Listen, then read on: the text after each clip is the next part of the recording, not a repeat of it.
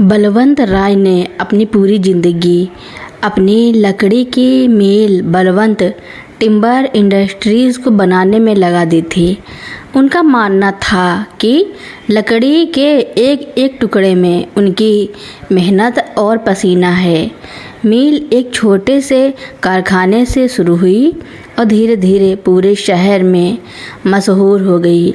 लोग बलवंत राय को उनकी ईमानदारी और कठोरता के लिए जानते थे। उनके 2 बेटे थे, विपिन और प्रवीण। दोनों बेटे बचपन से ही मिल के काम में हाथ बटाते थे, लेकिन विपिन ज़्यादा जिम्मेदार और समझदार था, जबकि प्रवीण थोड़ा आलसी और शौकीन मिजाज का था। बलवंत राय अपनी पत्नी सुनीता और दोनों बेटों के साथ एक बड़े बंगले में रहते थे। उनकी मौत एक सुबह दिल का दौरा पड़ने से हो गई। यमराज के दूत जब उनकी आत्मा को ले जाने आए तो बलवंत राय की आत्मा बहुत परेशान थी। वे अपने परिवार, खासकर अपनी मिल को लेकर बहुत चिंतित थे। उनकी आत्मा ने यमराज से एक आखिरी इच्छा मांगी, प्रभु, मुझे बस एक बार अपने परिवार और अपनी मिल को देखना है। मुझे जानना है कि क्या सब कुछ मेरे बिना ठीक चल रहा है।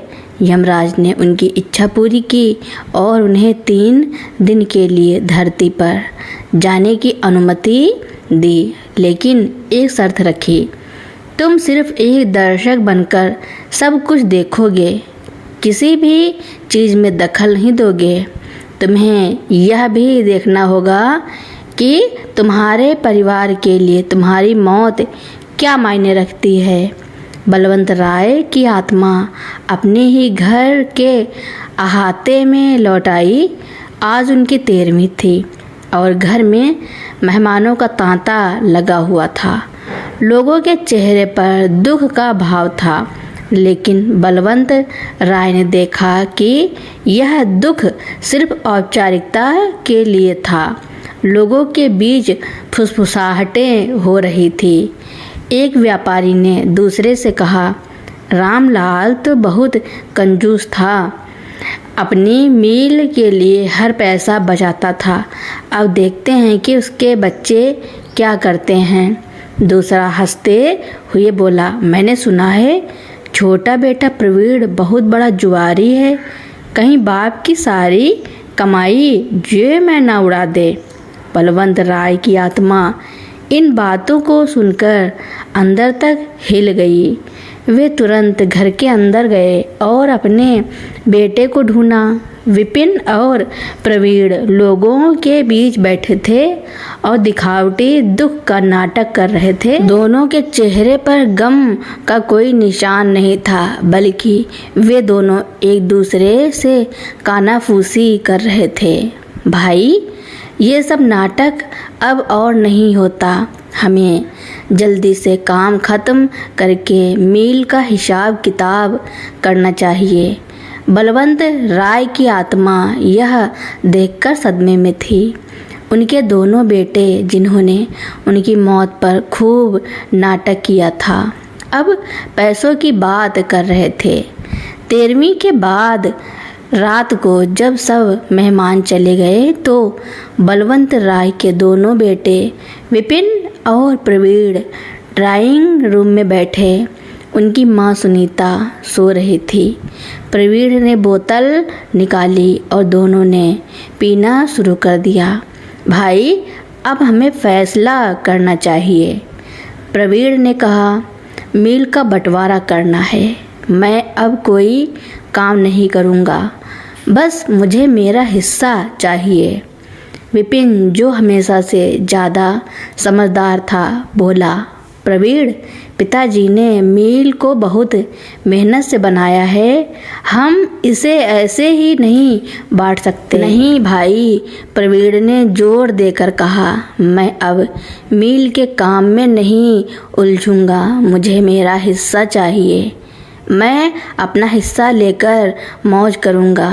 उनकी बात सुनकर विपिन की पत्नी अंजना बीच में आई और बोली, आप सही कह रहे हैं देवर जी, अब मेल का बंटवारा हो जाना चाहिए और यह भी ध्यान रहे कि विपिन जी ने ज़्यादा मेहनत की है, उन्हें ज़्यादा हिस्सा मिलना चाहिए।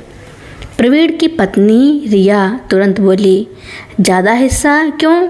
जब बाप एक हैं तो बेटा भी दो हैं और दोनों का हक बराबर है। यह सुनकर बलवंत राय की आत्मा कांप गई। उनके बेटे जिनकी उन्होंने इतनी परवरिश की थी, आज उनकी मौत के तुरंत बाद ही पैसों के लिए लड़ रहे थे। अगले दिन लड़ाई और बढ़ गई। प्रवीण ने अपने हिस्से की मांग करते हुए विपिन से कहा, अगर तुम मुझे मेरा हिस्सा नहीं दोगे तो मैं मेल के सभी पुराने राज खोल दूंगा। कैसी बातें कर रहा है तू? विपिन ने पूछा। मैं जानता हूँ कि पिताजी ने एक बड़ी डील में कितनी हेरा फेरी की थी। प्रवीण ने कहा, मैंने वह सब देखा है। यह सुनकर विपिन चुप हो गया और उसे लगा कि अब बंटवारा ही एकमात्र रास्ता है। दोनों भाइयों ने मील को 2 हिस्सों में बांटने का फैसला किया। छोटे हिस्से में लकड़ी की मील, जबकि बड़े हिस्से में एक गोदाम और बाकी की संपत्ति थी। विपिन को बड़ा हिस्सा मिला जबकि प्रवीण को छोटा हिस्सा। लेकिन इस पूरी लड़ाई में कोई भी माँ के बारे में नहीं सोच रहा था। बलवंत राय की पत्नी सुनीता एक कोने में अकेली बैठी रो रही थी। उन्होंने अपने बेटों से कहा, तुम लोग यह क्या कर रहे हो? तुम्हारे पिता जी की आत्मा को शांति नहीं मिलेगी। लेकिन उनके बेटे और बहुओं ने उनकी बात को अनसुना कर दिया। वे उन्हें एक बोझ की तरह देखने लगे। बलवंत राय की आत्मा अपने दोनों बेटों को देख रही थी और उनकी आंखों में आंसू थे। उन्होंने सोचा कि कम से कम उनकी पत्नी तो उनके साथ है। लेकिन अगले ही पल जब उनकी आत्मा अपने बेटों को यह कहते हुए सुनती है, माँ अब अकेली हो गई हैं, कौन रखेगा इन्हें, तो उनका दिल बैठ जाता है। अंजना ने कहा, माँ को छोटा कमरा दे दो, अब इतने बड़े कमरे की उन्हें क्या ज़रूरत है।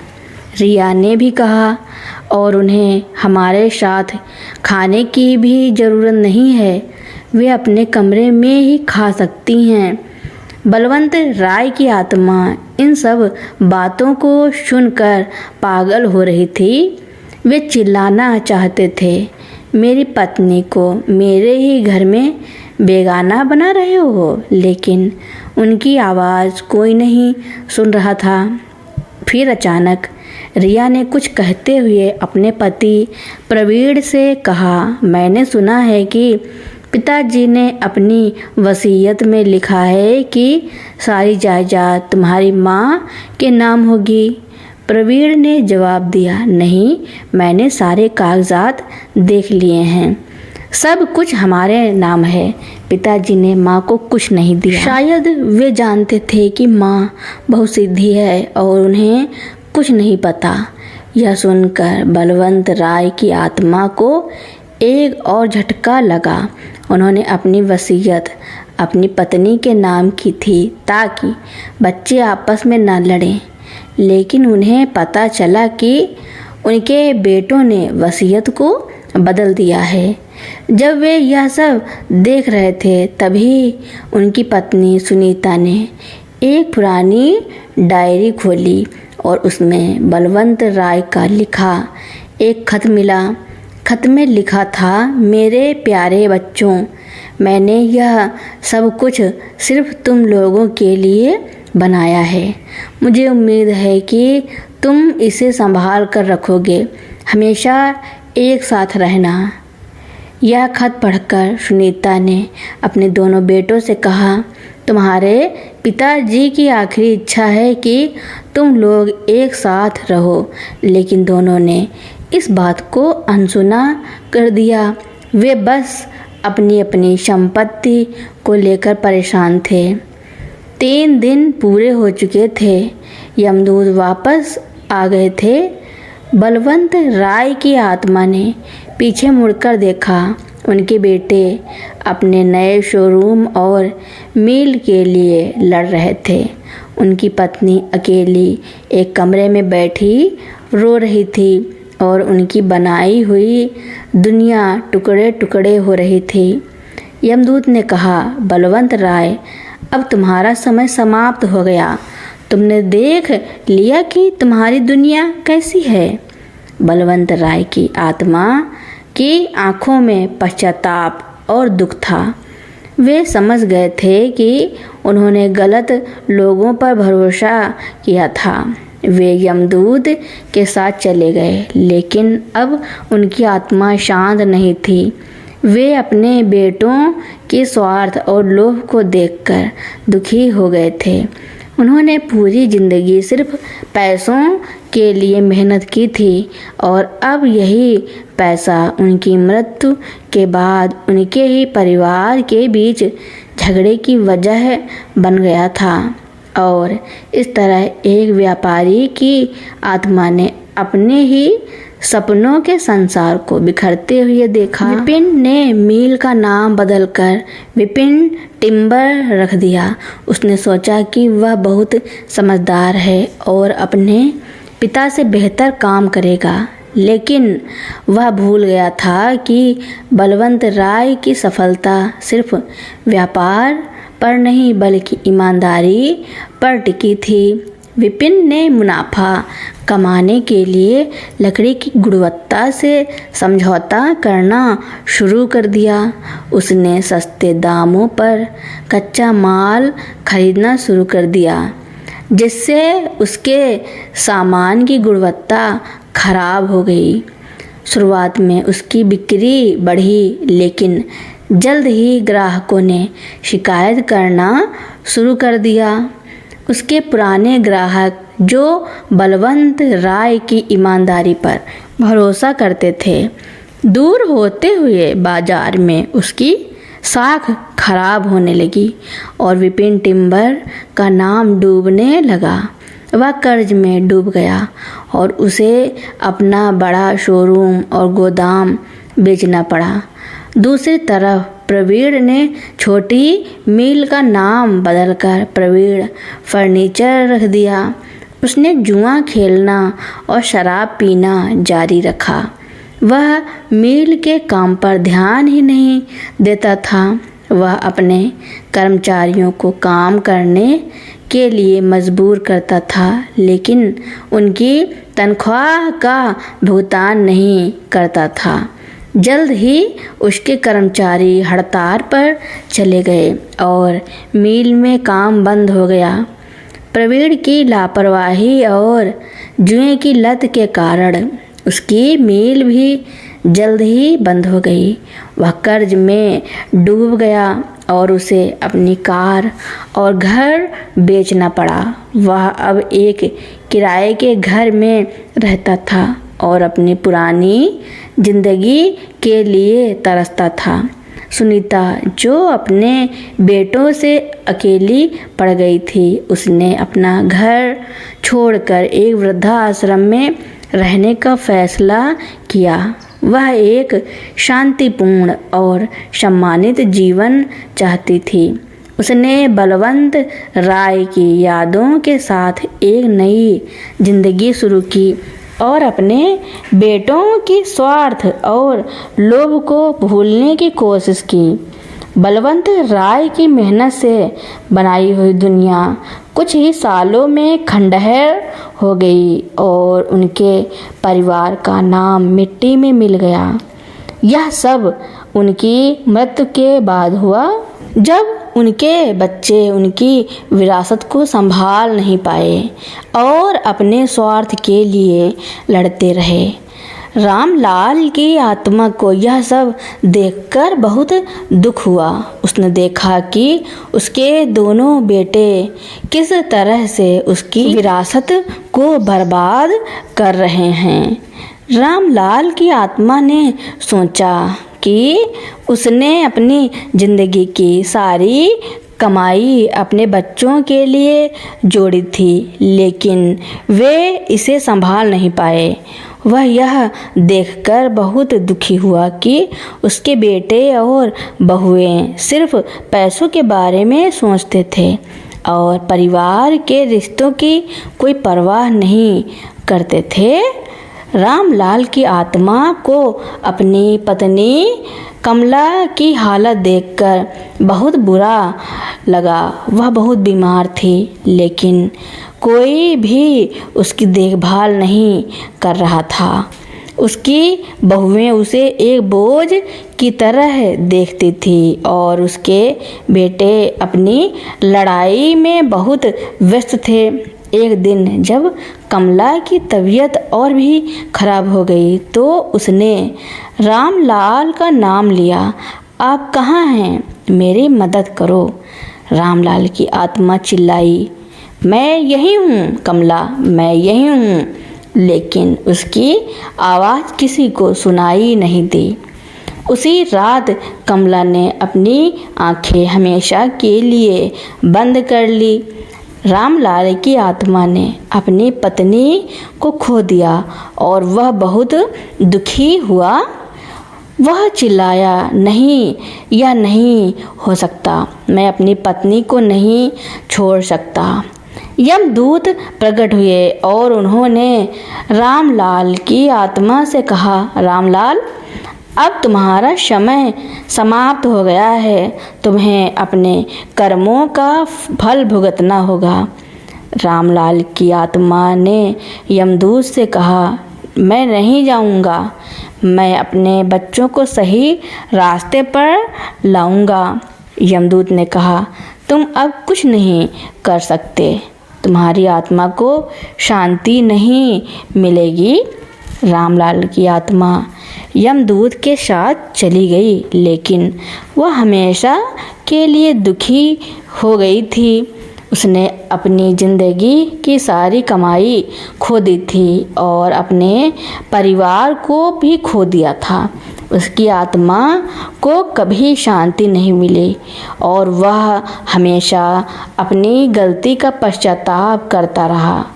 जब कपिल बैंक से 25 लाख लेकर घर पहुंचा तो सुधीर ने उसे बीच रास्ते में ही रोक लिया। उसके हाथ में रामलाल का पुराना मोबाइल था जिस पर बैंक से 25 लाख निकालने का मैसेज आया था।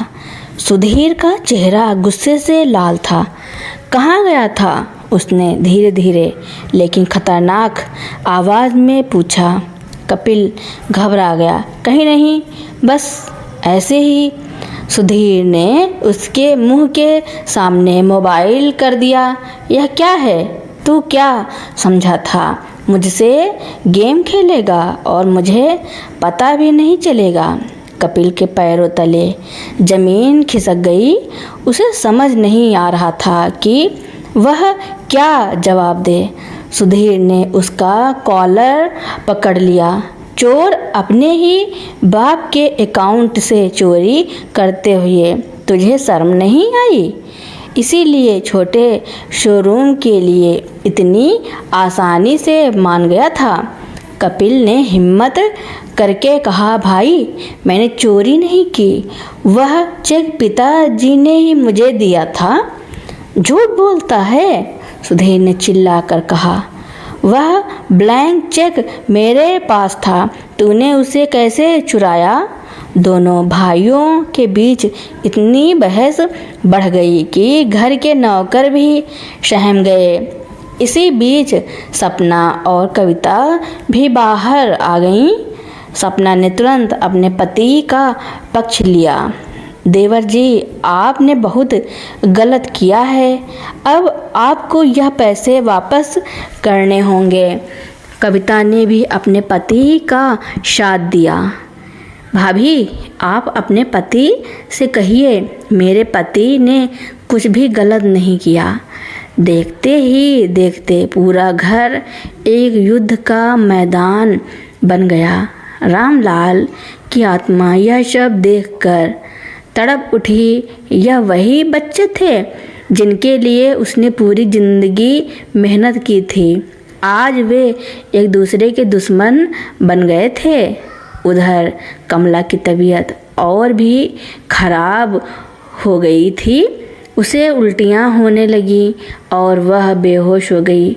उसने अपने बेटों और बहुओं को आवाज़ लगाई, लेकिन उसकी आवाज़ किसी तक नहीं पहुंची। वे सब अपनी लड़ाई में इतने व्यस्त थे कि उन्हें कमला की हालत का कोई अंदाज़ा नहीं था। रामलाल की आत्मा जोर से चिल्लाई, कमला, कमला, मेरी आवाज़ सुनो। लेकिन उसकी आवाज़ सिर्फ हवा में गूंजती रही। 1 घंटे बाद जब झगड़ा थोड़ा शांत हुआ तो सुधीर ने अपने नौकर से पानी मांगा। नौकर ने कहा, साहब, माँ जी बेहोश हो गई हैं। दोनों भाई दौड़े दौड़े कमला के कमरे में गए। उसकी हालत देखकर उनके होश उड़ गए। वे तुरंत डॉक्टर को बुलाने लगे, लेकिन तब तक बहुत देर हो चुकी थी।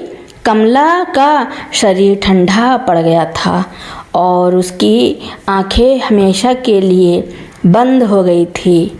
कमला की मौत के बाद दोनों भाइयों को बहुत दुख हुआ। उन्हें अपनी गलती का एहसास हुआ। वे एक दूसरे से लिपट कर रोने लगे, लेकिन तब तक बहुत देर हो चुकी थी। रामलाल की आत्मा ने देखा कि उसके बेटों ने उसकी विरासत को बर्बाद कर दिया था। वह बहुत दुखी था, लेकिन वह कुछ नहीं कर सकता था। उसकी आत्मा को कभी शांति नहीं मिली और वह हमेशा अपनी गलती का पश्चाताप करता रहा। तो दोस्तों, रामलाल ने अपने बेटों की हरकत देखकर दुखी हुए। इसके बारे में आपका क्या कहना है और यह कहानी आपको कैसी लगी, कमेंट में ज़रूर लिखना। मेरी कहानी सुनने के लिए आपका बहुत बहुत धन्यवाद।